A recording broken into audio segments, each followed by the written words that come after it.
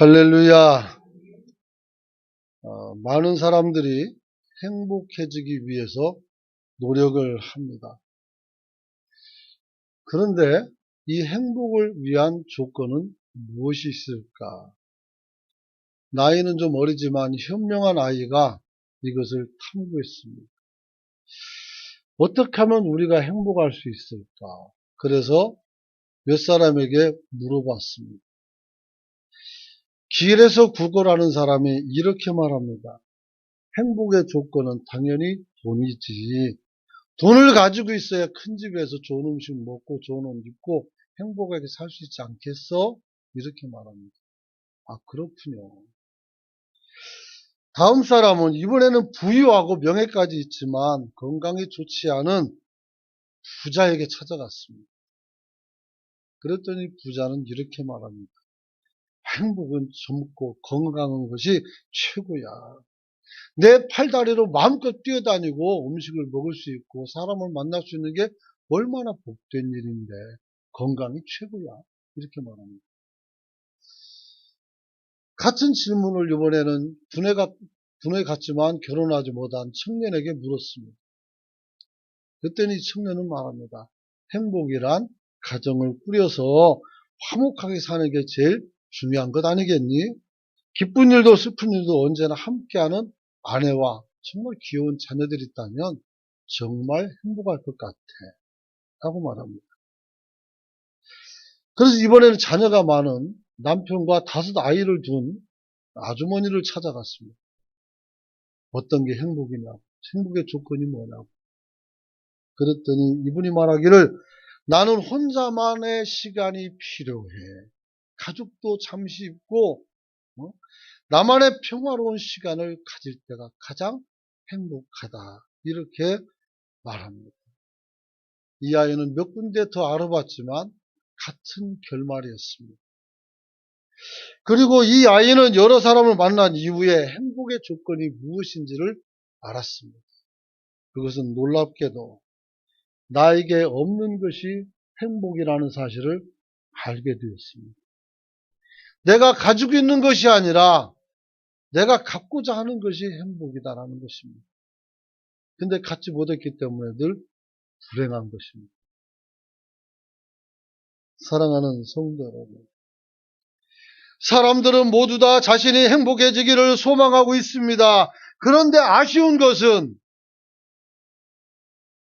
장사하시는 분들이 항상 경기가 좋지 않다고 푸념하는 것처럼 내가 보기에는 저 정도면 행복한데 행복하지 않다라고 말하고 다닌다는 것입니다. 오늘 옆에 사람에게 인사합시다. 나는 행복합니다. 뒷사람에게도 인사합시다. 나는 행복합니다. 보세요. 표정이. 나는 행복합니다. 그러지 말고 방긋방긋 웃으면서 행복해야지. 그잖아요. 자, 우리 그러면 찬양 한번 합시다. 행복이라는 찬양 있죠. 알죠? 우리 그 찬양 한번 합시다. 화려하지 않아도 정결하게 사는 것, 가진 것이 없어도 감사하며 사는 것, 우리 찬양합니다.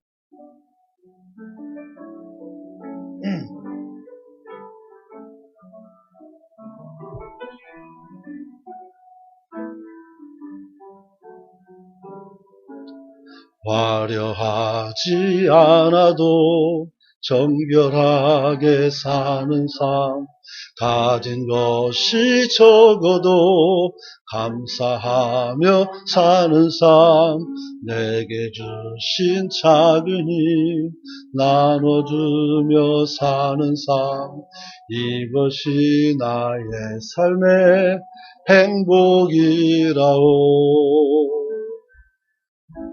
눈물 날 일 많지만 기도할 수 있는 것, 억울한 일 많으나 주를 위해 참는 것, 비록 짧은 작은 삶 주 뜻대로 사는 것, 이것이 나의 삶의 행복이라오. 이것이 내 행복, 행복이라오. 세상은 알 수 없는 하나님 선물, 이것이 행복이라오. 하나님의 자녀로 살아가는 것, 이것이 행복. 이것이, 다시 한번 찬양합니다. 이것이 행복이라고. 세상은 알 수 없는 하나님 선물, 이것이 행복이라고.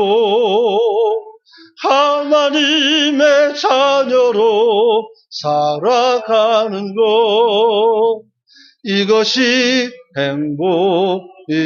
행복이라오. 할렐루야. 이제 뭐가 행복인지 알았습니까? 그래도 잘 모르겠죠, 그죠? 네, 그래서 설교를 또 해야 됩니다. 사랑하는 성도 여러분, 왜 사람들은 자신이 행복한 줄을 모를까요? 이유가 있습니다. 첫 번째는 만족이 없기 때문에 그렇습니다. 만족. 군에 가면 소원수리 쓰라고 할 때 고참에 와서 갈굽니다. 현 생활의 만족, 그거 이상 쓰지 말라고 말합니다. 불만족 쓰면 조사가 나오니까. 그래서 만족하지 않지만 만족한다고 씁니다. 그러나 만약에 불만족 쓰게 되면 진짜 불만족스럽게 됩니다. 여러 가지 어지러운 일들이 많이 생겨나죠. 전도서 6장 3절을 보면 이런 말씀이 있습니다. 같이 한번 읽어볼까요? 전도서 6장 3절입니다.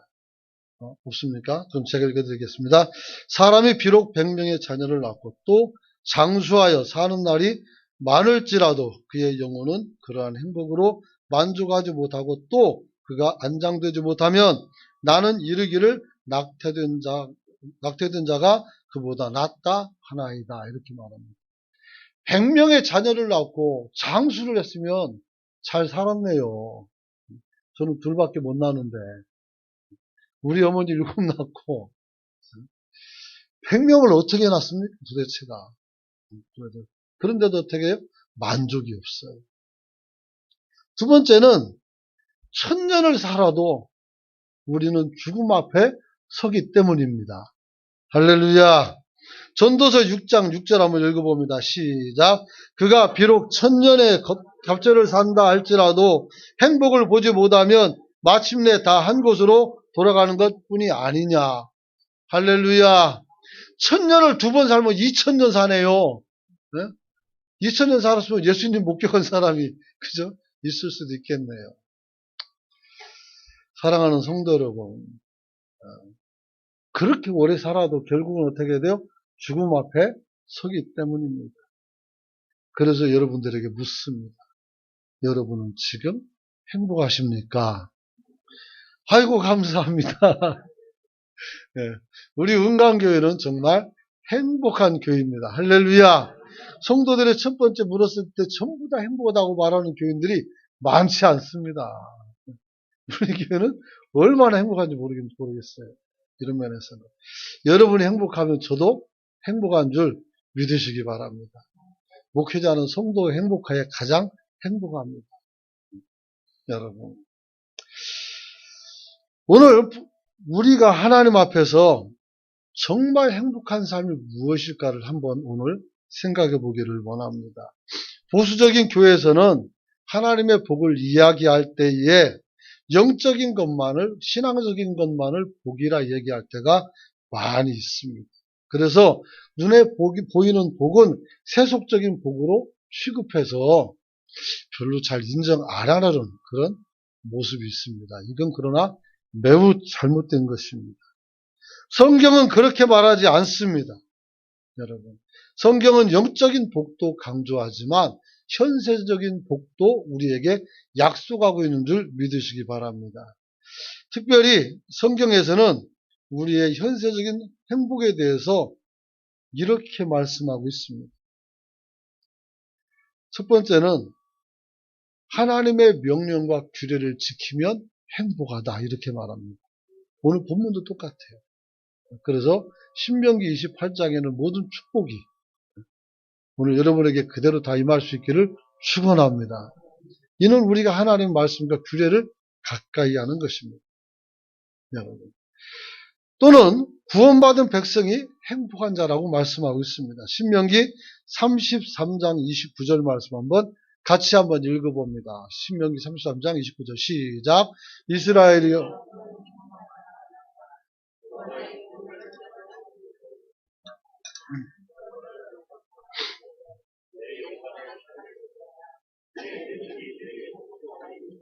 내가 그들의 높은 곳을 밟으리라. 할렐루야.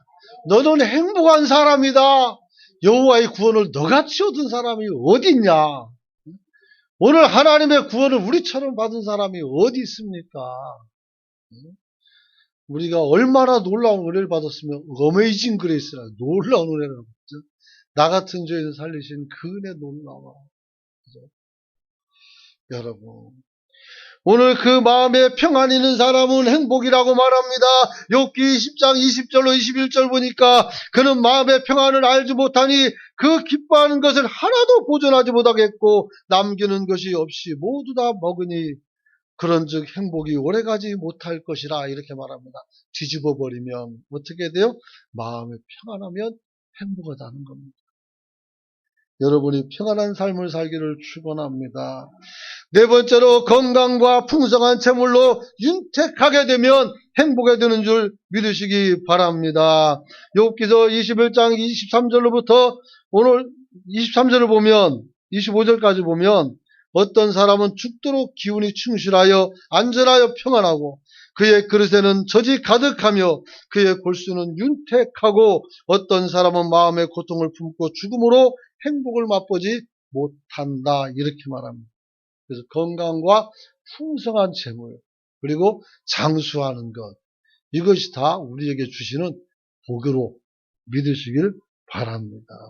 여러분 사실 이렇게 우리에게 명백한 현세적 축복을 이야기하는데 우리가 현세적 축복을 잘 말하지 않는 이유는 무엇일까요? 그것은 바로 기복신앙 때문에 그렇습니다. 네. 여러분에게 더 많은 현세적 축복을 말하고 싶지만 그러면 사람들은 나한테 좋은 것은 알아가지고 그게 전부인 줄 알고 그것만 따라가요. 그래서 어떻게 돼요? 자제하는 겁니다. 여러분 사실 기복신앙이 잘못됐다는 것은 복받기 위해서 하나님을 이용하고 고난은 회피하는 성향을 나타내기 때문입니다. 이 신앙에서 완전히 떠나간단 말이에요. 그래서 어떻게 돼요? 얘기를 잘 안 하는 겁니다. 그러나 오늘은 아주 시켜달라고 합니다. 그러니 여러분이 잘 듣고 은혜를 누릴 수 있기를 축원합니다. 오늘 본문을 보게 되면 신명기 28장에 보면 축복의 장이라고 합니다. 사실은 어떻게 축복보다는 저주가 2배나 더 기록되어 있습니다. 똑같은 내용으로. 그러나 어떻게 돼요? 우리가 하나님의 말씀을 그대로 믿고 순종하며 여기에 기록된 모든 은혜가 여러분에게 주어질 줄 믿으시길 축원합니다. 축원합니다. 특별히 이 복은 매우 외형적이고 현세적인 축복을 이야기하고 있습니다. 여러분 우리에게 이 말씀을 써놓은 이유는 우리가 말씀과 가까이에서 이 현세적인 축복을 누리기를 원하는 줄 믿으시기 바랍니다. 그러므로 여러분들이 어떻게 돼요? 받아 누릴 수가 있어야 돼요. 받아 누려야 됩니다. 여러분 이삭이 자기의 아들을 축복할 때 그 축복의 내용은 영적이지 않습니다. 매우 현세적인 축복을 주고 있습니다. 창세기 27장 28절로 9절 말씀 같이 한번 읽어보도록 합니다. 시작. 하나님은 하늘의 이슬과 땅의 기름짐이며 풍성한 곡식과 포도주를 내게 주시기를 원하노라. 만민이 너를 섬기고 열국이 내게 굴복하리니 내가 형제들의 주가 되고 내 어머니의 아들들이 내게 굴복하여 너를 저주하는 자는 저주받고 너를 축복하는 자는 복받기를 원하노라. 할렐루야! 이만큼 완전한 현세적 축복이 어디 있습니까? 그런데도 혹시 받기 싫다면 어쩔 수 없지만 나는 받기를 소망합니다. 그런 사람은 아멘! 예, 그렇게 되시길 축원합니다. 여러분. 그래서 우리가 이렇게 현세적 축복 속에서 영적 축복을 느낄 때 세상 모든 사람들은 여러분을 보고 아하, 예수 믿는 사람이 저렇게 사는구나 하는 것을 어떻게 돼요? 바라보고 그도 예수 믿고 하나님 앞에 복 받는 줄 믿으시기를 소망합니다. 소망합니다. 여러분. 그래서 저는 하나님의 말씀을 삼가 듣고 지켜 순종하면서 하나님이 주시는 복 5가지를 말씀드리려고 합니다. 꽤 많죠?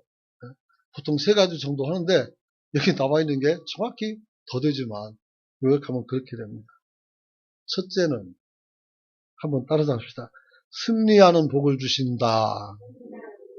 여러분, 영적 전쟁이든 일반 전쟁이든 전쟁은 어떻게 돼? 무조건 이기고 봐야 됩니다. 할렐루야. 지고 나면 남는 게 없어요. 이긴 사람만 살아남는 겁니다. 그러므로 전쟁은 이겨야 됩니다. 하지만 전쟁을 안 하고 이기는 것이 제일 좋은 방법입니다. 여러분, 신명기 28장 7절 말씀을 함께 읽어보기를 원합니다. 시작. 여호와께서 너를 대적하기 위하여 일어난 적군들을 내 앞에서 패하게 하시리라. 그들이 한 길로 너를 치러 돌아왔으나 내 앞에서 7길로 도망하리라. 할렐루야. 마귀도 도망가고 대적도 도망가고 우리의 원수들도 도망가서 우리 앞에 거치는 것이 없기를 축원합니다. 축원합니다. 하나님께서 다윗의 앞길을 그렇게 인도했습니다. 야곱의 앞길을 그렇게 인도했습니다. 할렐루야. 모세의 앞길도 그렇게 인도했습니다. 누가 그들을 대적했습니까? 다 패전했습니다. 잠깐은 이기는 것 같지만 결국엔 모두 다 어떻게 됩니까? 그 앞에 무릎을 꿇게 됩니다. 우리가 하나님의 말씀을 따라 살면 이와 같이 되는 줄 믿으시기 바랍니다. 그래서 이 똑같은 말씀을 여호수아 1장에서 여호수아에게 하나님이 주십니다. 내가 모세를 통해 너에게 준 말씀을 네가 그것을 지켜 행하라고 말씀합니다. 그러면 이 땅을 모든 걸 내가 너에게 다 주겠다. 즉 승리하게 하겠다는 겁니다. 근데 말을 안 듣는 사람이 꼭 있습니다. 아가니가 말을 안 들어서 여리고성을 점령할 때 다 죽이고 다 없애야 되는데 금덩어리하고 은덩어리하고 아주 외투몇벌하고 이런 걸 숨겨놨단 말이에요. 그래서 아이성에 올려갔다가 다 죽고 내려옵니다. 그래서 여호수아가 이해를 못합니다. 근데 하나님 말씀대로 다 했는데 내가 왜 전쟁에 제외됩니까? 그럼 옷을 찢으면서 항의를 하죠. 그 주님께서 너희 중에 범죄한 자가 있다고 말합니다. 그리고 그 사람을 끄집어내요. 제벌 뽑기에서. 그가 누구요? 아간이란 말이에요. 그리고 그 사람을 어떻게 해야 돼요? 아굴 골짜기에서 돌로 때려 죽이고 무덤을 만들었어요. 아굴 골짜기 뭡니까? 괴로움의 골짜기입니다. 너 때문에 우리가 괴로웠다는 거 아니겠습니까? 여러분 하나는 여러분 하나가 아닙니다. 여러분 하나가 잘못되면 어떻게 돼요? 우리 모두가 잘못된 겁니다. 은광교회가 왜 저러지? 이렇게 말합니다. 한번 따라서 합시다. 나는 교회 대표다. 여러분들이 각 상수에서 각 삶의 현장에서 여러분은 교회의 대표고 하나님을 대신한 얼굴인 줄 깨닫기를 원합니다. 부담 많이 되죠. 부담 되라고 하는 말입니다. 사랑하는 성도 여러분. 우리 주변에는 수많은 대적들이 늘 있습니다. 그러나 그들이 우리를 치료할 때 우리가 하나님 말씀 안에 은혜 안에 살고 있으면 한 길로 왔다가 7길로 도망가게 되는 역사가 있는 줄 믿습니다. 즉 하나님께서 우리로 완벽한 승리를 주신다는 겁니다. 열왕기상 20장 보면 23절 29절 보면 아람 왕의 신하들과 와서 어떻게 됩니까? 이스라엘과 전쟁을 하는데 맨날 지는 거예요. 그거 왜 지냐고 물었더니 어떻게 돼요? 거기에는 선지자가 있어서 전부 다 안다는 거예요. 그래서 어떻게 돼요? 돌아갑니다. 근데 다시 와요 또 전쟁으로. 왜 옵니까? 그 사람들에게 그, 그 동네는 지식인들이 말합니다. 이스라엘 하나님은 평지의 하나님이기 때문에 우리가 평지에서 싸울 수는 없다. 이러면서 어떻게 돼요? 그러니까 산지 하나님. 그래서 우리가 평지에서 싸우면 어떻게 돼요? 우리가 그를 이길 수 있다 해가지고 또 전쟁을 하는 거예요. 그래서 새카맣게 몰려왔죠. 엄청나게 많이 몰려왔고 이스라엘도 이제 많은 군인들을 소집해서 싸움을 합니다. 그런데 28절에서 이런 말씀이 있습니다. 같이 한번 읽어봅니다. 시작. 그때에 하나님의 사람이 이스라엘 왕에게 나와 말하여 이르되 여호와의 말씀에 아람 사람이 말하기를 여호와는 산의 신이요 골짜기의 신은 아니라 하는도다. 그러므로 내가 이 큰 군대를 다 내 손에 넘기리니 너희는 내가 여호와인 줄을 알리라 하셨나이다 하리라. 할렐루야. 이 모두를 너희 손에 넘기겠다고 주님이 말씀하시고 이 세상에 어떤 신이 이런 말을 할 수 있어요? 없습니다. 그래서 어떻게 돼요? 오직 여호와만이 이 일을 행할 수 있는 겁니다. 그래서 29절 봅니다. 같이 29절. 시작. 진영이 서로 대치한 지 7일이라 일곱째 날에 접전하여 이스라엘 자손이 하루에 아람 보병 10만 명을 죽이매 10만 명을 죽였어요. 그러니 일곱 비로 도망갈 만하지 않겠습니까? 여러분 생각해 보세요. 이스라엘은 전쟁을 준비하지 않았어요. 아람 군대는 전쟁을 준비를 했습니다. 전쟁에서 승리하려면 보통 우리가 침략하는 국가가 되려면 우리가 침략당하는 국가를 생각했을 때 7배 이상 힘이 있어야 됩니다. 그러지 않으면 못 이겨요. 질이나 모든 것이 그 사람들에게 유익하기 때문에. 여러분. 그런데 이 사람들이 얼마나 준비를 많이 해가지고 왔겠어요. 그 접전을 했는데 준비되지 않은 군인들이 광야에서 그들을 다 쳐서 죽였단 말이에요. 몇 명? 10만 명. 이제 놀랍지도 않습니다. 너무 숫자가 커서 감이 안 오죠. 그렇죠. 숫자가 커요. 굉장히 커요. 우리 하나님께서 여러분을 위해서 똑같이 싸워주는 줄 믿으시기 바랍니다. 여러분, 우리의 능력으로 승리하는 것이 아니라 하나님이 우리를 친히 지키고 보호하시는 것입니다. 그리고 그들을 물리치는 것입니다. 실제로 역사 속에 이 일이 무수히 반복되어 나타나는 것을 보게 됩니다. 사무엘상 17장 47절 말씀 한번 읽어봅시다. 시작. 또 여호와의 구원하심이 창과 칼에 있지 않음을 이 무리에게 알게 하리라. 전쟁은 여호와께 속한 것인즉 그가 너희를 우리 손에 넘기신다. 할렐루야. 전쟁은 여호와의 손에 속했다. 그래서 우리가 할 게 뭐예요? 하나님 말씀을 가까이 해요. 우리가 그 말씀을 준행하는 삶을 사는 것입니다. 그래도 성경을 안 읽으실 겁니다. 열심히 읽으시길 축원합니다. 축원합니다. 여러분. 우리의 주변의 강대국들을 우리가 무엇으로 이길 수가 있겠습니까? 군사력이요? 경제력이요? 안 됩니다. 북한에서 마음먹고 핵미사일 쏴버리면 우리나라 경제 무너지는 건 한순간이죠. 우리가 인정하기 싫지만 부인하고 싶지만 그 사람들 우리 죽이려고 무기 만들고 우리 죽이려고 훈련하고 있다는 거 알고 있습니까? 남북관계가 좀 좋아지니까 우리 친구같이 보입니까? 아닙니다. 제가 여러분들 만나는데 큰 총칼을 들고 가가지고 목에다 겨누고 대화하면 그게 대화가 됩니까? 우리 이렇게 70년을 살았습니다. 여러분. 북한만 문제 있습니까? 미국은 또 얼마나 강성합니까? 러시아는요, 일본은요, 중국은요. 세계 5대 강국이 다 우리 주변에 있어요. 여러분. 이들을 어떻게 다 막아낼 수 있다고 생각합니까? 정말 어렵습니다. 힘으로도 안 되고, 경제력도 안 되고, 숫자도 안 됩니다. 어떡하렵니까? 하나님이 막아주셔야 됩니다. 할렐루야. 이게 우리 현실이에요. 사랑하는 성도 여러분. 우리 개인도 마찬가지입니다. 우리보다 강한 사람이 주위에 얼마나 많이 있습니까? 오늘 그들의 힘과 능력과 비교했을 때 우리가 과연 싸울 수나 있겠습니까? 여러분, 우리 하나님의 말씀을 잘 듣고 살아 믿음으로 승리하는 성도가 되시길 축원합니다. 하나님이 우리와 함께 하시면 누가 우리를 대적할 수가 있겠습니까? 시편 144편 2절에 이렇게 말씀합니다.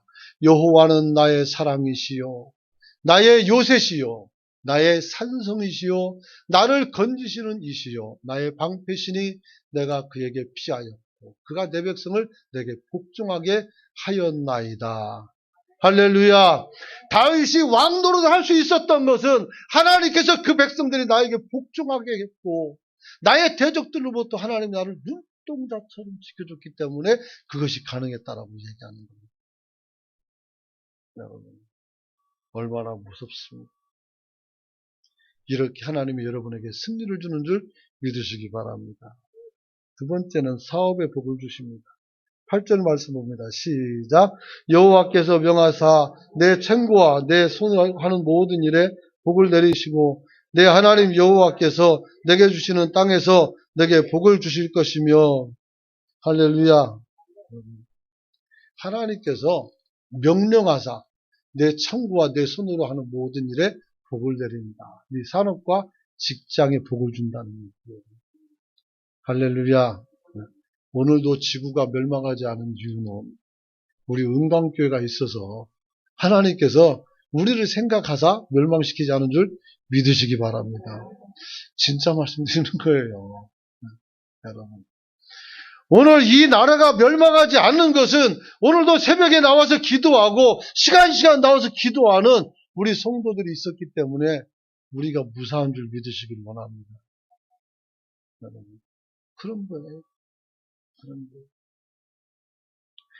내 창고와 내 손으로 하는 모든 일이 무엇입니까? 사람을 말하는 것입니다.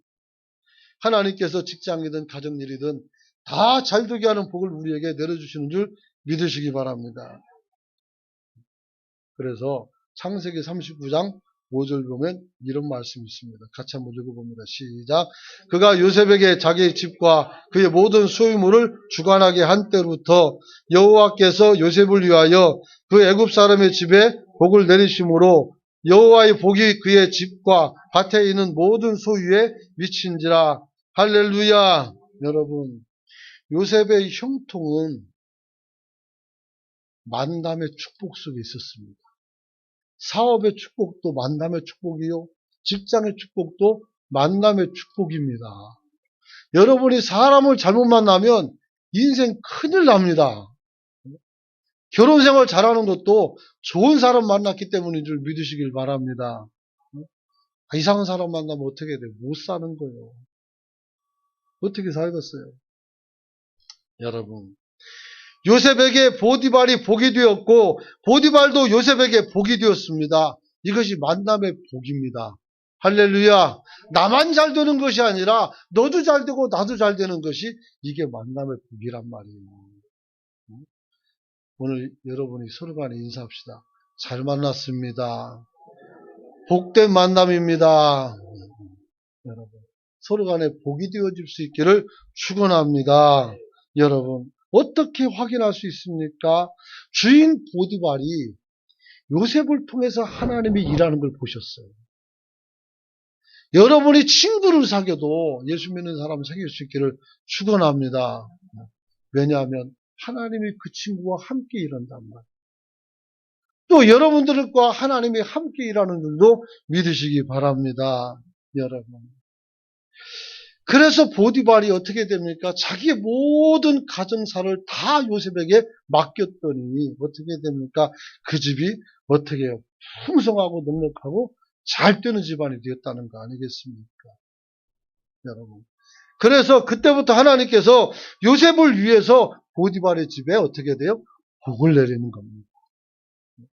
물론 요셉은 여기서 또 어려움도 겪습니다. 그 지하 감옥에도 들어갑니다. 그러나 여전히 그의 마음에는 충성밖에 없습니다. 그 결과 이 요셉이 보디발의 집에 간 것이 어려움은 좀 있었지만 이 집에 안 갔더라면 그는 애굽의 총리가 되기가 어려웠을 겁니다. 하나님께서는 이 집안을 사용해서 어떻게 돼요? 애굽의 총리로 그를 만들어 주셨습니다. 할렐루야. 그래서 여기서 중요한 축복의 원리를 발견할 수 있는데, 보디발의 형통한 사람을 잘 만남의 축복을 통해서 이루어졌고, 또 요셉도 사람을 잘 만나서 자기를 인정해주고 자기를 사용해주는 사람을 만나서 어떻게 돼요? 일하게 되므로 그가 더 큰 일을 감당하는 사람이 되었다는 것입니다. 그래서 요셉이 받은 축복은 자기를 믿고 맡겨준 보디발의 축복이 자신의 완성된 축복으로 나아가는 한 과정이고 단계였다는 것입니다. 그러므로 남에게 유익을 끼치는 사람은 내가 그 유익을 통해서 다른 사람을 살려주지만 나는 더 큰 것을 받게 되는 줄 믿으시길 바랍니다. 그러므로 직장에서 충성하고 헌신하라는 겁니다. 그래야 나중에 더 큰 은혜가 있어요. 그냥 뭐 있으면 떼먹긴 하고 갖다 팔아먹긴 하고 등쳐먹긴 하고 어떻게 돼요? 사람들도 그런 사람은 안 믿어요. 결국 어떻게 돼요? 중요할 때 버림받는데. 그래 않았으면 좋겠어요. 여러분. 그리고 요셉 자신도 자신이 하는 일이 다 형통해야 되는 것을 목격해서 어디서 무엇을 하더라도 하나님께서 내게 복 주심을 어떻게 돼요? 믿고 어떻게 돼요? 힘듦을 견뎌내면서 계속 충성했던 것입니다.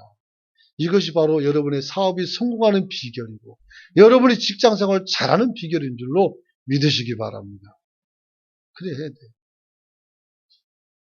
사랑하는 성도 여러분, 그 결과 어떻게 됐습니까?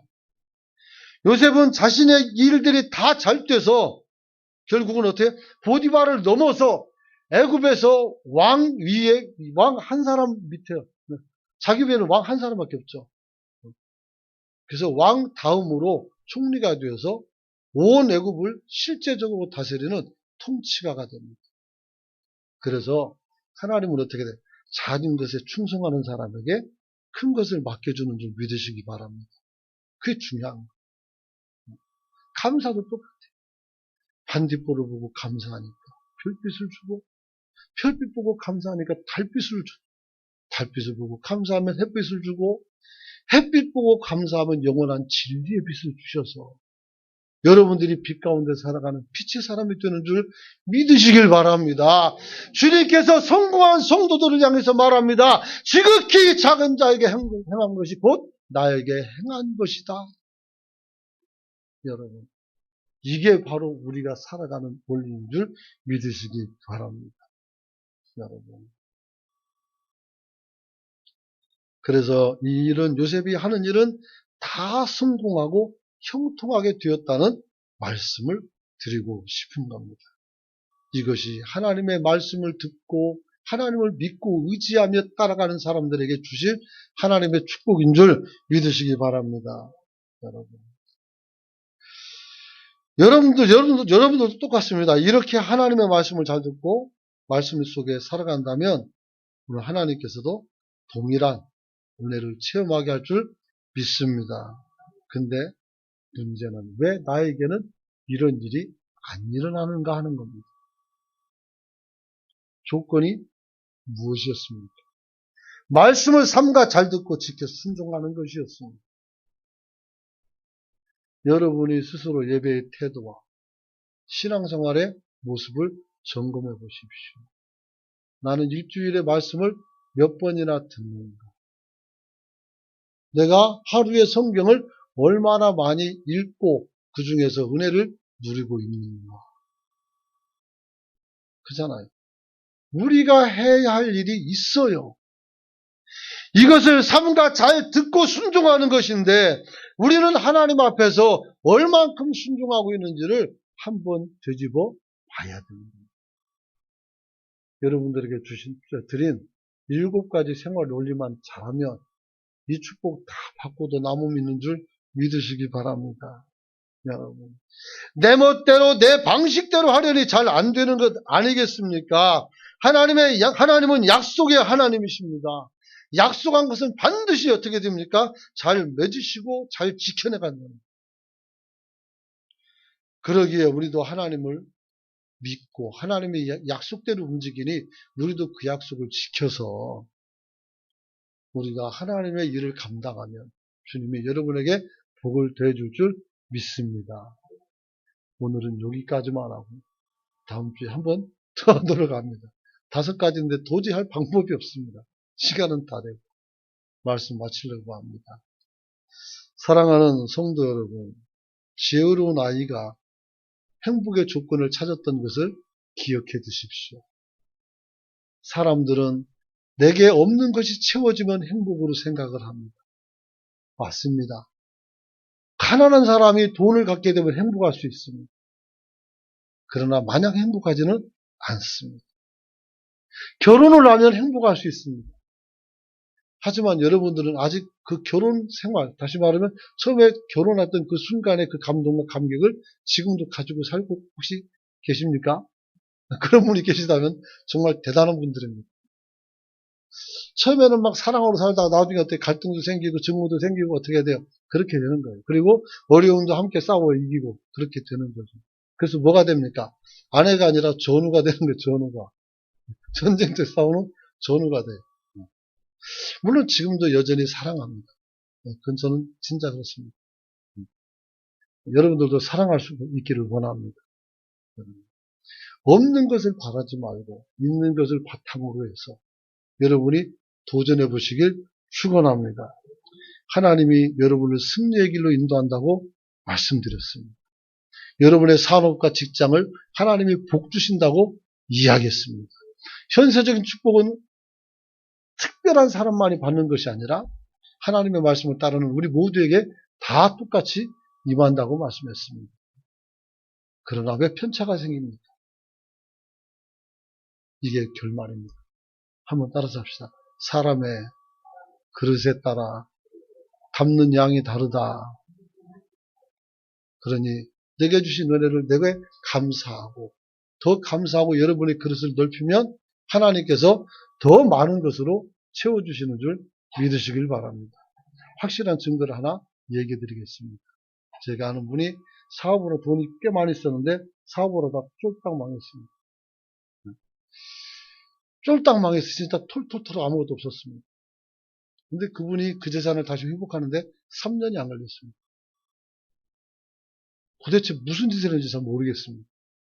신앙이 참 좋은 분인데 3년이 안 걸려서 다시 회복되었습니다. 왜 그럴까요?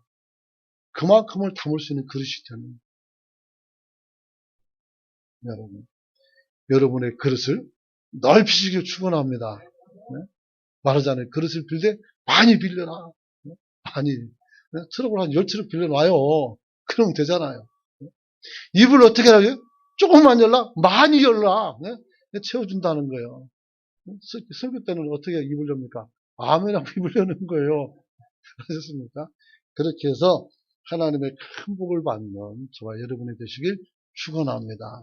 그러므로 같이 오늘 통성으로 한번 기도합니다. 하나님 내게도 오늘 생활 속에서 누릴 수 있는 현실의 복을 달라고 기도하십시오. 오늘 2가지니까 2가지만 놓고 기도합시다. 어딜 가도 승리하고 어떤 산업이나 어떤 직장에서 무엇을 해도 내가 거기서 당연 두각을 나타낼 수 있도록 하나님 나를 사용해달라고 통성으로 기도합니다.